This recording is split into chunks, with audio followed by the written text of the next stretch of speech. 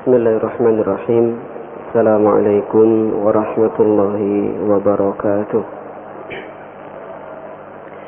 Alhamdulillahirabbil alamin wal aqibatu lil muttaqin wala udwana illa 'alal zalimin. Asyhadu an la ilaha illallah wahdahu la syarikalah wa asyhadu anna Muhammadan 'abduhu wa rasuluh. Allahumma shalli wa sallim wa barik ala habibina wa nabiyyina Muhammadin sallallahu alaihi wasallam wa ala alihi wa ashabihi ajma'in. Rabbi shrah li sadri wa yassir li amri wa hlul 'uqdatam min lisani yafqahu qawli.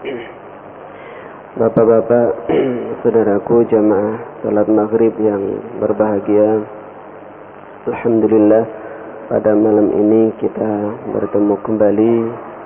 Baik, kita lanjutkan kajian kita masih tentang bab nikah,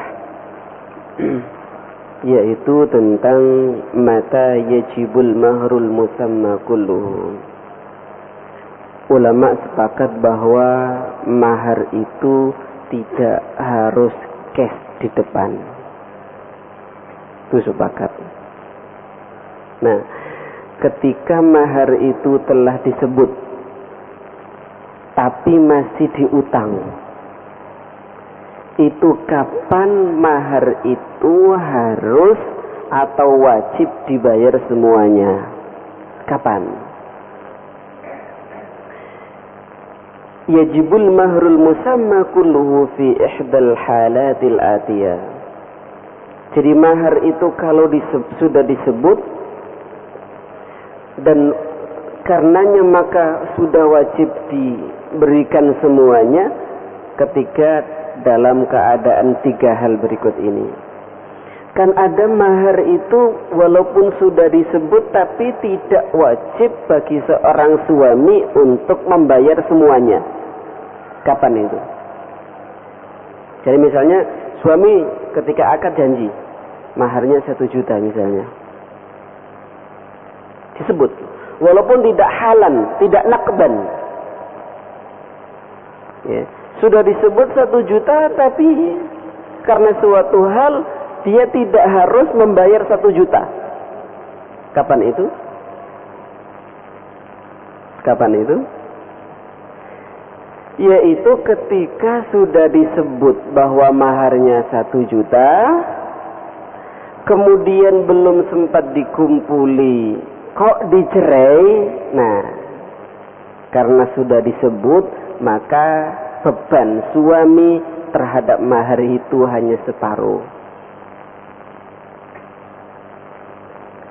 Dengan syarat belum dikumpuli. Jadi akad marunu mulai diri gitu. Situ enang kontrakan gitu. Beberapa hari nggak ketemu, tiba-tiba dicerai gitu. Ya, nah suami itu punya tanggungan membayar separuh tadi, 500.000. Ya, nanti ayatnya insya Allah ada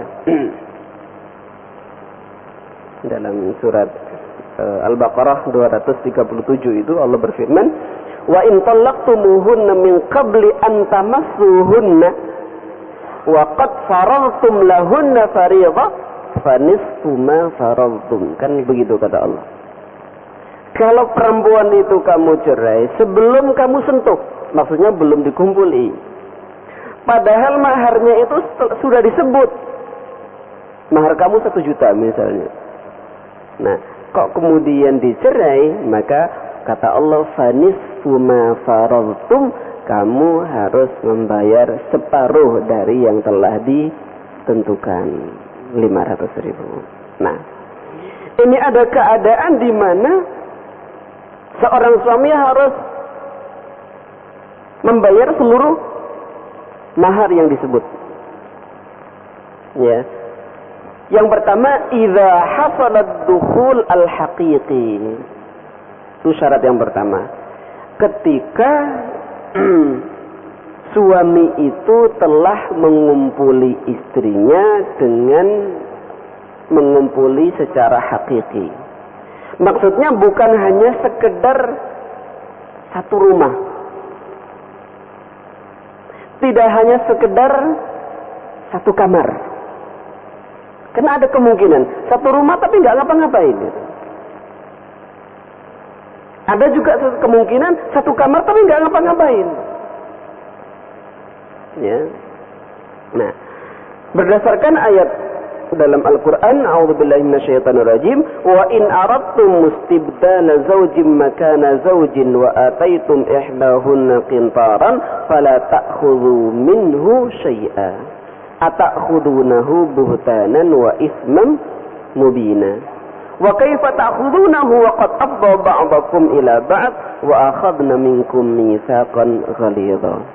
Jadi, wa kaifa ta'khudun? Bagaimana wahai suami kalian atau kamu itu mengambil apa yang kamu berikan?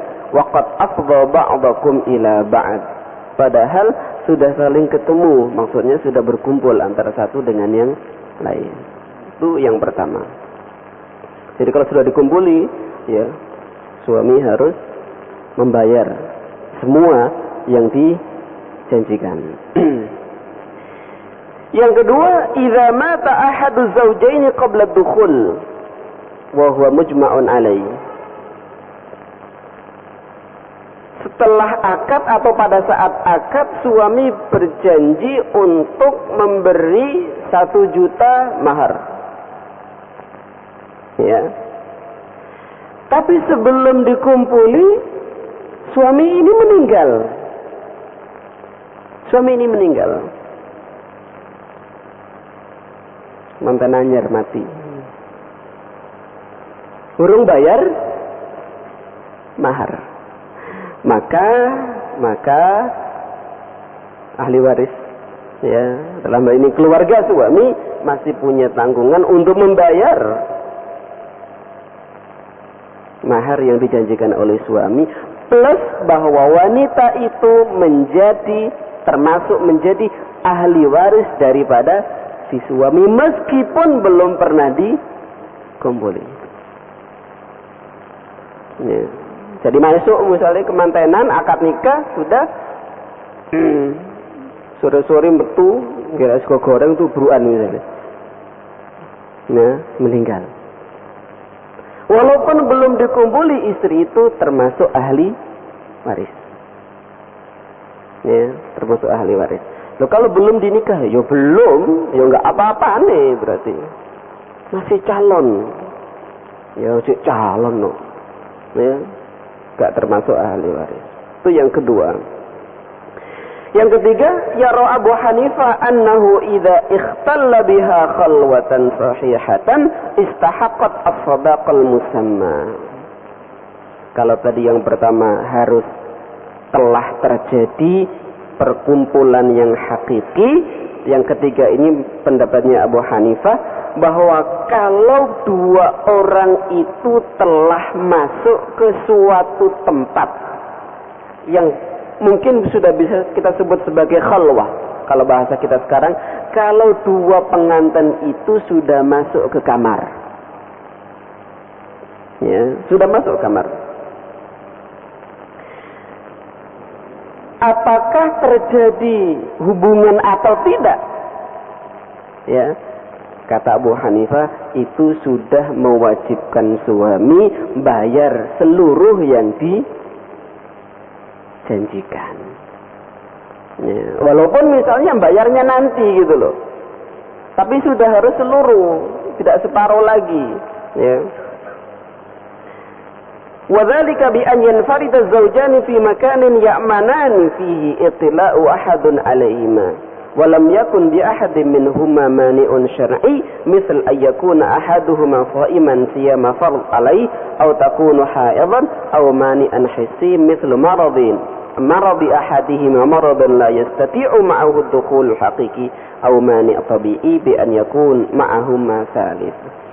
Jadi pendapatnya Abu Hanifah, kalau 2 pengantin itu sudah masuk ke ruangan yang sepi, taruhlah kamar, tidak ada satu halangan pun untuk melakukan hubungan. Misalnya istrinya tidak sedang haid, kemudian cuma berdua, ponaan-ponaan wis gak ono kono. Ya. si istri juga bukan sedang puasa wajib, misalnya nyaur. Ya. Artinya sesuatu yang menghalangi untuk melakukan hubungan itu tidak ada. Maka Abu Hanifah mengatakan wah itu sudah harus suami itu nantinya membayar penuh apa yang dijanjikan. Abu Hanifah berdasarkan pada riwayatnya Abu Ubaidah an Zaid ibnu Abi Awfa qala qadha al-khulafa'ur rasyidun al-mahdiyun annahu idza aghlaqa al-bab wa arakha as-sitr faqad wajaba as-sadaq. Jadi dalilnya Abu Hanifah mengambil dalil dari apa yang diputuskan oleh para khulafa'ur rasyidin. Khulafa'ur rasyidin itu memutuskan berkaitan dengan pengantin baru ini, idza aghlaqal bab, kalau pintu itu sudah ditutup, pintu kamar maksudnya. Wa arakha as-sitr, hordengnya itu sudah dijulurkan, maksudnya wis menutupilah ya. Faqad wajib as-sadaq, pada saat itu suami sudah punya kewajiban untuk membayar penuh apa yang dijanjikan atau maharnya. Wa rawa Waqi' an-Nafi' bin Jubair qala kana ashabu Rasulillah sallallahu alaihi wasallam yaqul, kata Waqi' bin Jubair dia berkata bahwasanya sahabat-sahabat Rasulullah sallallahu alaihi wasallam itu berkata, idza arakha sitr wa aghlaqal bab faqad wajaba as-sadaq. Kalau hordeng, kain penutup itu sudah dijulurkan ya, dan pintu itu sudah ditutup, faqad wajaba as-sadaq, sudah wajib bagi suami itu membayar penuh ya, tanpa melihat apakah terjadi hubungan atau tidak. Wa khalafa fi dzalika Syafi'i, tapi berbeda pendapat dengan pendapatnya Abu Hanifah adalah Imam Syafi'i. Juga Imam Malik dan Dawud al-Zahiri. Mereka berkata, la yastaqirul mahru kulluhu illa bil wad'i.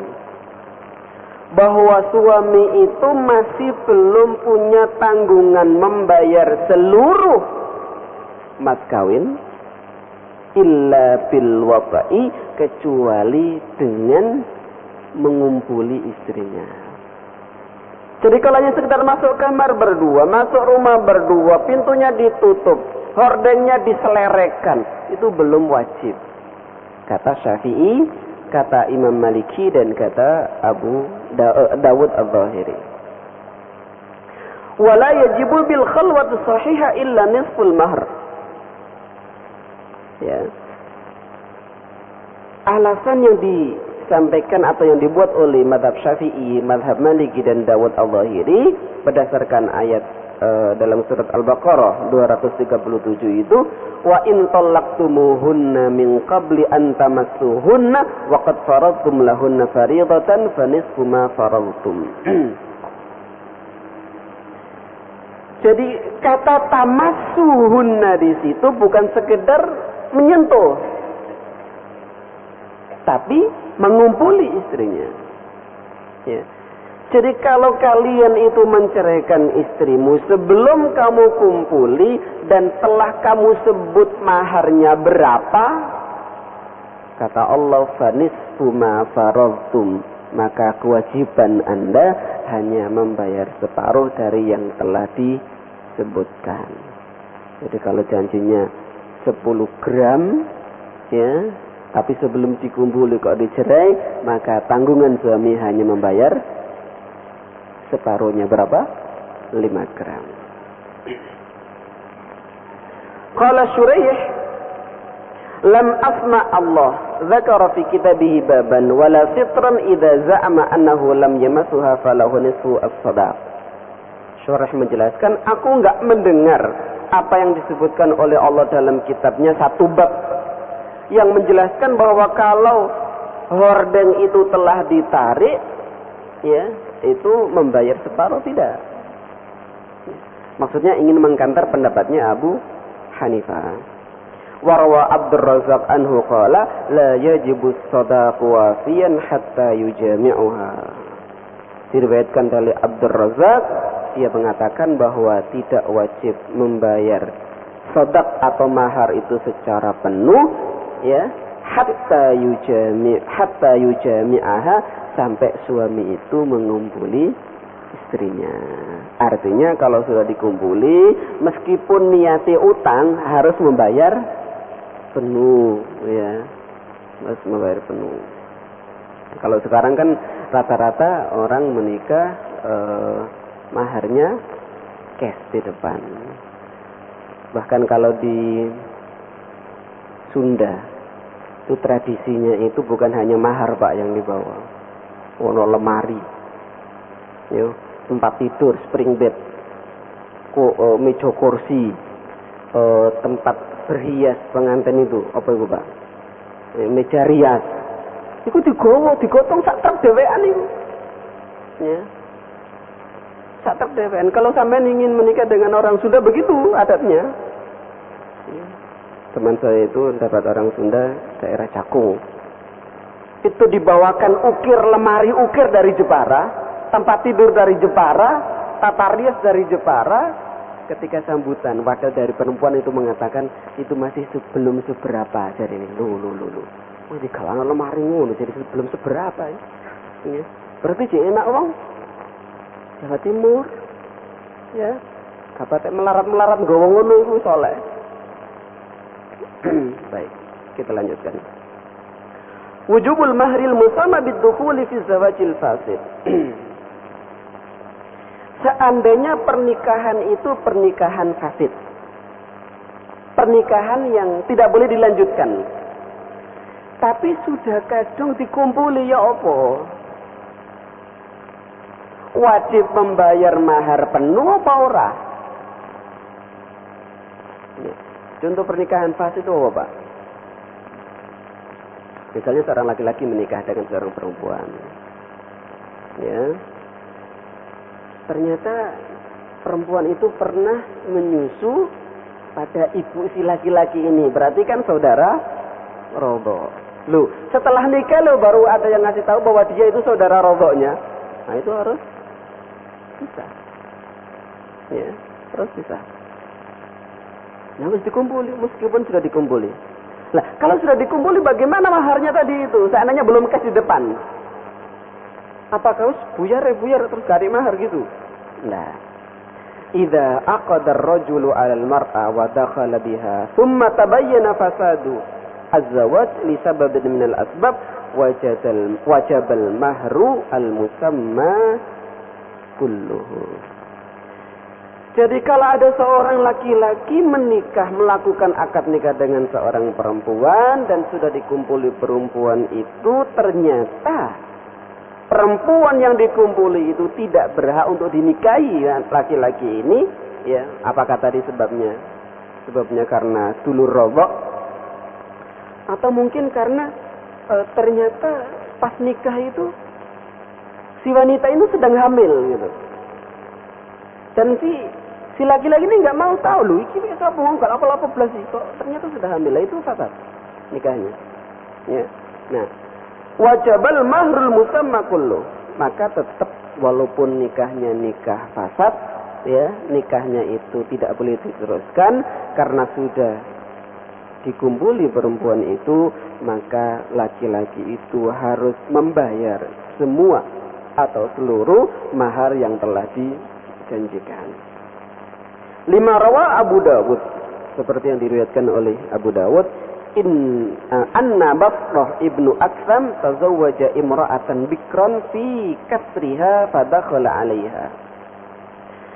Ada seorang yang namanya Basrah bin Aksam. Basrah bin Aksam ini menikahi seorang perempuan, konon katanya masih gadis, bikron.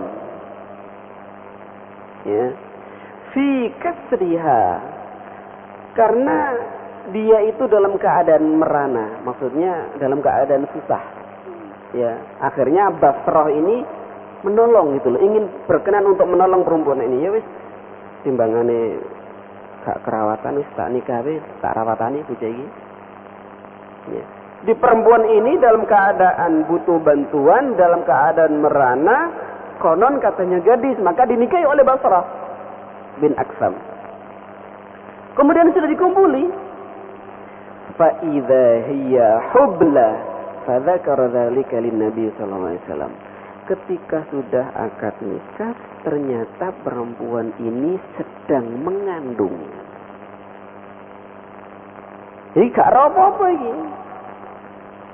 Lain dengan kebanyakan masyarakat kita ya toh. Banyak yang menikah dalam keadaan mengandung, tapi ngerti, pancen wis tetep kat wingi-wingi. Ya. Ini enggak ngerti gitu. Ketika tahu loh, kok bisa hamil gitu. Kan baru nikah sekarang, kok sudah hamil istri saya. Maka fadzakara dzalika lin-nabi sallallahu alaihi wasallam. Kemudian diceritakan kepada Nabi kasusnya Basrah bin Aksam ini. Faqala, kata Rasulullah, lahas sadaq bima istahlalta min farjiha wa farraqa bainahuma.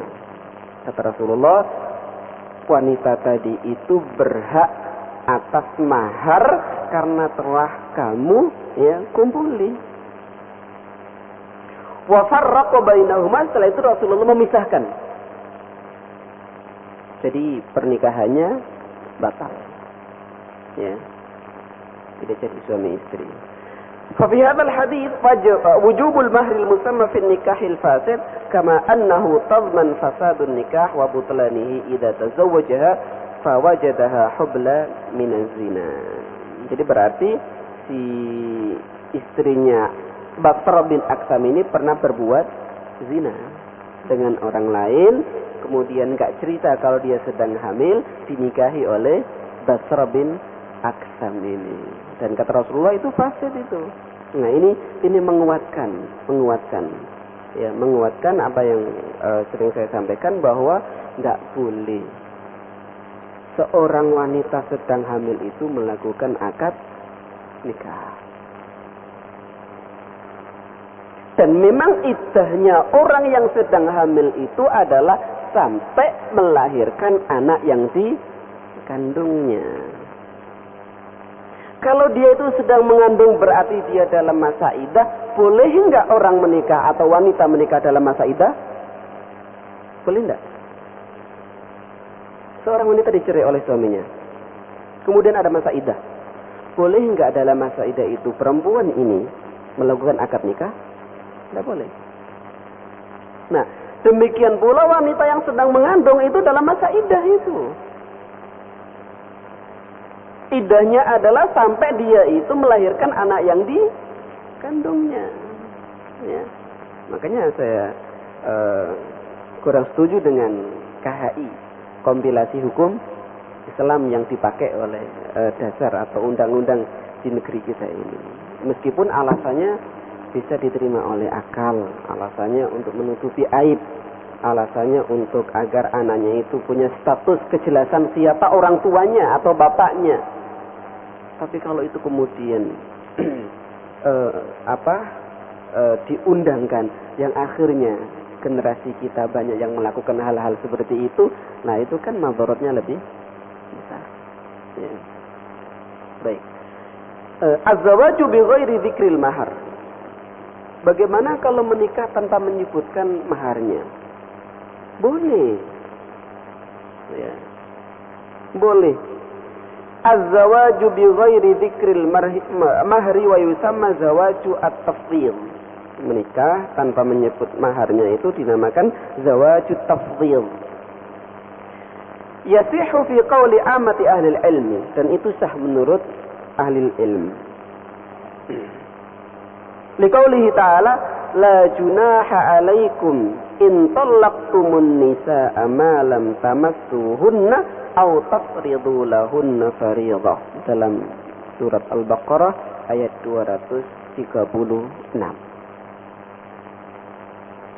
Kata Allah, la junaha 'alaikum, gak dosa, gak apa-apa. In talaqtumun nisaa, kalau seandainya ada laki-laki yang menceraikan istrinya, malam tamassuhunna aw tafridu lahunna fariidah, belum dikumpuli juga belum disebut maharnya. Jadi pas nikah itu gak disebut maharnya berapa, kemudian belum dikumpuli, kemudian dicerai. Maka suami yang seperti ini tidak punya kewajiban untuk membayar mahar. Tapi nanti ada tanggungan yang disebut dengan mata'an. Diperintahkan, dianjurkan untuk memberi mata sesuatu.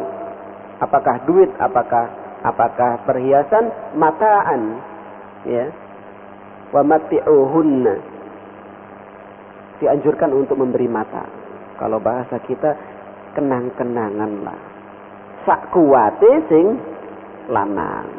Ya, sak kuwate sing lanang. Wa ma'nal ayat anna la isma ala man talaqa zawjatahu qabla al-masis. Ayat tadi menjelaskan bahwa tidak ada dosa seandainya ada seorang laki-laki yang menceraikan istrinya sebelum disentuh. Maksudnya sebelum digauli. Wa qabla an yufridha laha mahran, dan juga sebelum disebut ketika nikah itu berapa maharnya. Enggak disebut. Wat talaqu la yakunu illa ba'da az-zawaj. Dan talak itu enggak mungkin terjadi kecuali setelah ada proses pernikahan. Ada enggak Pak talak sebelum nikah ini? Ya, ada enggak? Enggak ada. Masa ini menceraikan orang yang belum menjadi istrinya gitu? Enggak mungkin. Tak pekat kon. Aku ki apamu? Enggak apa-apamu dipekat. Fa idza tazawwaja bi ghairi dzikril mahar wa ishtarata al-mahra alayhi faqil inna az-zawaj ghayra sahih.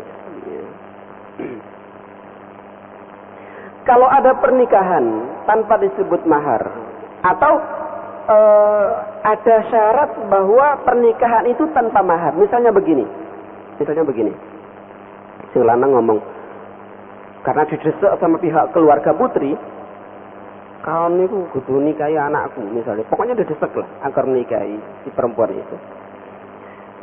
Kemudian laki-laki ini karena bargaining positionnya kuat, ya, yo gak apa-apa sih.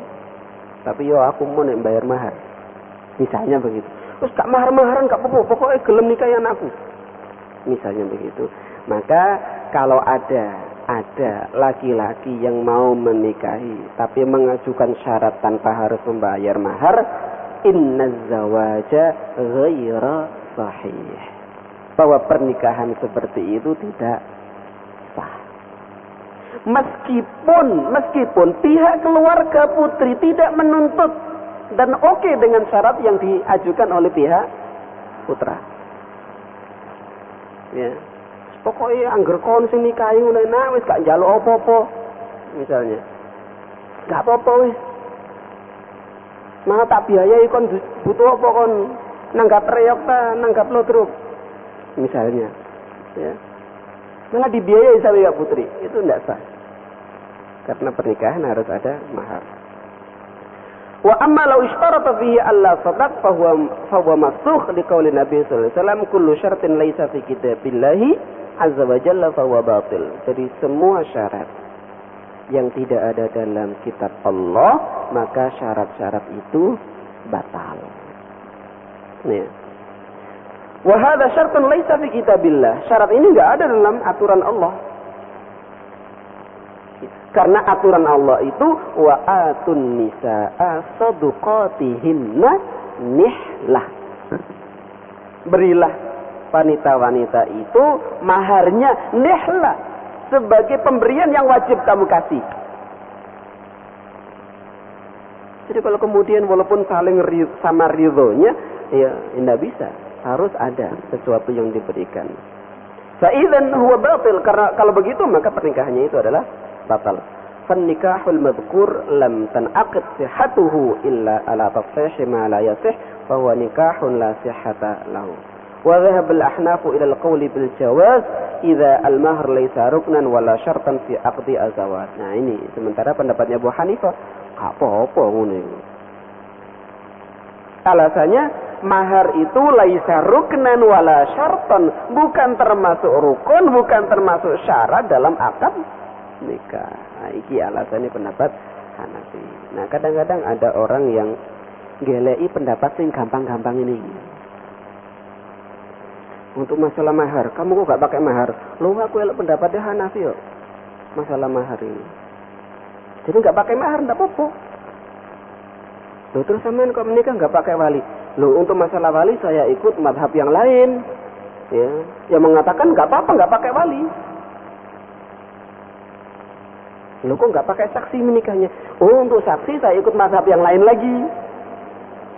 Nah, terus sampai nikah itu koyo opo? Gak pakai mahar, gak pakai saksi, gak pakai wali. Potong mbak binatang lah. Ya, karena itu pernah terjadi tahun 80. Ya, akhir tahun 89 atau 90-an lah awal. Itu terjadi di Jakarta. Seorang tokoh ya yang menikahi seorang artis di sebuah hotel ya, tanpa ada saksi, tanpa ada wali dan tanpa ada mahar. Ketika dikonfrontasi ditanya alasannya begitu. Oh, untuk mahar saya ikut mazhab ini. Untuk wali saya ikut mazhab yang itu. Kalau untuk saksi, oh aku adalah mazhab liani. Nah, ini yang nggak boleh dalam Islam. Itu namanya at-tasahul. Dan tasahul itu nggak boleh. Gelek enak-enak tok iku ora oleh. Ya, nggak boleh gelek enak-enak tok iku. Jadi kalau Hanafi itu agak longgar dalam masalah mahar, dalam masalah yang lain mutasyaddid. Sangat keras sama Hanafi itu. Ya. Jadi jangan nyari yang enak-enak saja dalam mazhab itu. Baik, kita lanjutkan. Wujubu mahril mithl bid-dukhuli aw bil mauti qablahu. Wajib mahar mithl dengan berkumpul atau dengan pengantin putra itu meninggal. Idza dakhala biha az-zawj aw mata qabla ad-dukhul biha fi hadhihi al-hal faliz-zawja mahrul mithl wal mirath. Jadi kalau suami itu telah mengumpuli istrinya atau dia itu meninggal sebelum mengumpuli dan maharnya sudah disebutkan pada saat akad nikah, maka faliz-zawjah mahrul mithl wal mirath. Tadi sudah saya sebutkan, istrinya itu berhak mendapatkan mahar misl dan juga berhak mendapatkan warisan. Mahar misl itu apa? Yo keluargane iku sing wedok itu nikah iku rata-rata mahare opo atau berapa? Atau orang di kampungnya itu rata-rata berapa? Atau orang seusia dia itu berapa? Atau misalnya kalau gadis di kampungnya itu berapa maharnya biasanya? Atau apa biasanya maharnya? Dan seterusnya itu namanya mahar misal. Karena belum disebutkan, sementara suaminya sudah meninggal. Oh maaf, suaminya sudah meninggal. Lima rawahu Abu Dawud an Abdullah bin Mas'ud annahu qala fi mithli hadhil mas'alah aqulu fiha bi ra'yi. Ibnu Mas'ud pernah memutuskan suatu perkara ini. Dia mengatakan, aku mengatakan berdasarkan pendapatku. Fa in kana sawaban fa minallah wa in kana khata'an fa minni. Kalau pendapatku itu benar itu dari Allah, dan kalau pendapatku itu salah, kesalahan itu atas diri saya pribadi. Kata Ibnu Mas'ud, ara anna laha sadaqu imra'atin min nisa'iha la waqf wala syatab wa 'alaiha al-iddah. Jadi kalau perempuan itu sudah dicampuri oleh suaminya atau belum dikumpuli tapi suaminya meninggal setelah nikah, maka kata Ibnu Mas'ud ya, bahwasanya wanita itu berhak mendapatkan maharnya secara utuh. Ya. Tidak dikurangi dan juga tidak ditambahi. Wa 'alaiha al-iddah. Dan wanita itu berkewajiban untuk iddah. Nah, ini perhatikan. Bahwa iddah itu selama ini kita sering dengar salah satu hikmahnya adalah untuk mengetahui kebersihan rahim wanita. Tapi itu hikmah. Hukum itu tidak bisa berdasarkan hikmah. Maksudnya, kalau berdasarkan hikmah seperti itu, sekarang ada alat untuk mendeteksi. Apakah misalnya seorang wanita dicerai oleh suaminya, kemudian dilihat kandungannya itu nggak ada bibit atau nggak ada janin, apakah kemudian dia itu boleh menikah langsung? Nggak bisa. Ya, nah ini kata Ibnu Mas'ud, wa 'alaiha al-iddah. Bahwasanya wanita meskipun belum dikumpuli oleh suaminya, kemudian suaminya itu meninggal, dia tetap harus iddah. Lu terus dia apa no? Kan belum ada janin. Dia tetap dia itu beriddah meskipun belum dikumpuli oleh suaminya. Walahal miras. Ya, dan wanita itu berhak mendapatkan warisan. Faqama Ma'qil ibnu Yasar saat Ibnu Mas'ud memutuskan masalah itu, Ma'qil bin Yasar ini berdiri dan berkata, "Asyhadu laqadaita fiha biqada'i Rasulillah fi Barwa binti Washiq." Ya, jadi namanya yang diputuskan tadi itu Barwa binti Washiq.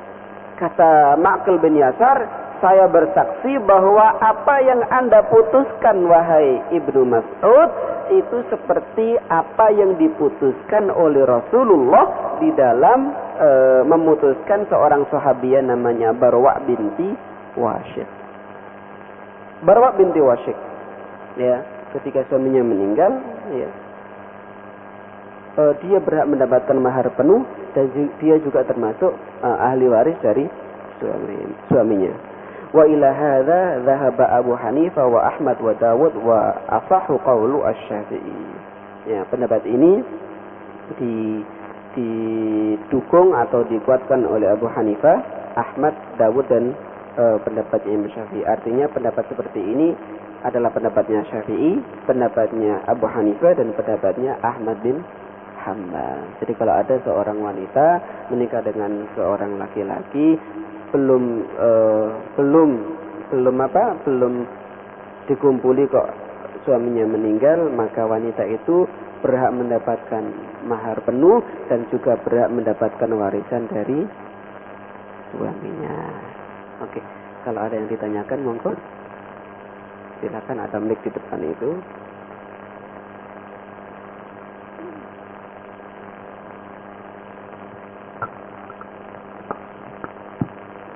Assalamualaikum warahmatullahi wabarakatuh. Waalaikumsalam warahmatullahi. Dalam masyarakat kita ini sering terjadi orang menikah dalam posisi hamil.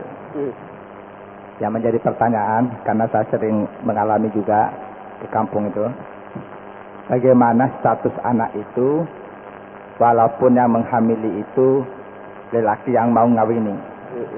Karena saya baca pendapat beberapa imam, ada yang menyetujui itu, ada yang menolak.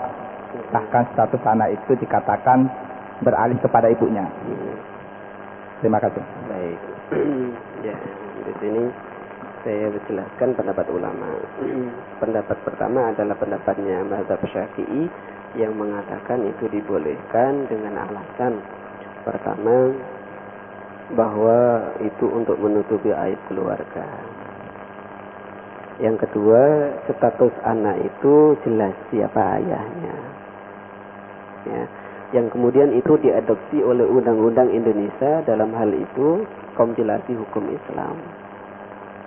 Yang karenanya kemudian di Indonesia itu dilegalkan. Nah, oke. Kita beralih kepada pendapat selain itu.